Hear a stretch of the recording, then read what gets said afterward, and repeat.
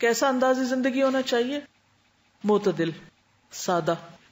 کیونکہ جب تک اعتدال نہیں ہوگا ہماری بہت سی جسمانی قوتیں، مال و متاع، وقت ضائع ہو جائے گا.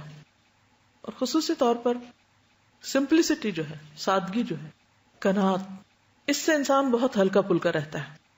اور سادہ زندگی گزارنا ایمان کی علامت ہے، جیسے ابو داؤد کی روایت میں آیا. ایک اور موقع پر آپ صلی اللہ علیہ وسلم نے فرمایا فَسَدِّدُوا وَقَارِبُوا وَأَبْشِرُوا. صحیح بخاری کی روایت ہے، سیدھے سادے رہو، میانہ روی اختیار کرو. سددوا وقاربوا، یعنی اعتدال کی راہ اختیار کرو. اور یہ جو قاربو ہے یہ اصل میں تشدد کے مخالف ہے، یعنی ایکسٹریمسٹ بن کے نہ رہو، اور حشاش بشاش رہو، ہلکے پھلکے رہو.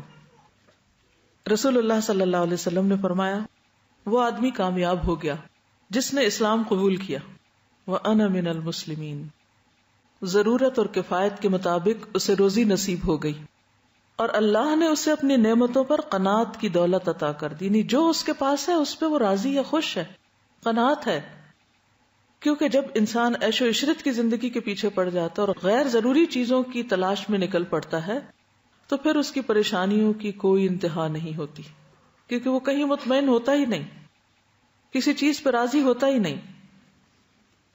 اور خصوصاً جب انسان عیش و عشرت کا عادی ہو جائے اور کسی موقع پر وہ نعمتیں چھن جائیں یا وہ زندگی نہ ہو تو پھر انسان ڈپریشن میں چلا جاتا ہے، انسان کی زندگی یوں لگتا ہے ختم ہو جائے گی. معاذ بن جبل سے مروی ہے کہ رسول اللہ صلی اللہ علیہ وسلم نے جب انہیں یمن بھیجا تو فرمایا ناز و نعم کی زندگی سے بچنا، اپنے آپ کو بہت ساری چیزوں کا عادی نہیں بنا لینا، کیونکہ اللہ کے بندے ناز و نعم کی زندگی نہیں گزارا کرتے. رسول اللہ صلی اللہ علیہ وسلم نے فرمایا میری امت کے بدترین لوگ وہ ہیں جو عیش و عشرت میں رہیں، عیش و عشرت میں رہیں اور اسی پر ان کے جسموں کی پرورش ہو. حضرت عمر کا قول ہے ایاکم والتنعم وزی اہل الشرک ولبوس الحریر. صحیح مسلم کی روایت ہے تمہیں عیش و عشرت اور مشرکوں والے لباس اور ریشم پہننے سے پرہیز کرنا چاہیے. تو ضروریات زندگی کو مختصر رکھنا چاہیے، انہیں بڑھاتے نہیں جانا، انہیں ایک لمٹ میں رکھنا ہے. اس کے لیے ایک ایکسرسائز کیجئے کہ جتنی بھی چیزیں آپ کے پاس ہیں گھر میں یا جو بھی آپ کی بلانگنگز ہیں، ہر چیز کو دیکھ کر اپنے آپ سے یہ سوال کیجئے کہ کیا یہ میری ضرورت ہے یا ایسے صرف دل کی تسلی کے لیے رکھا ہوا؟ کیا واقعی مجھے ضرورت ہے اس کی؟ کیونکہ کچھ چیزیں انسان کے لیے ضروری ہوتی ہیں اور کچھ چیزیں صرف لگژری میں آتی ہیں، عیش و عشرت میں آتی ہیں. تو ضرورت کی چیزیں رکھنے والا ہی کامیاب ہے.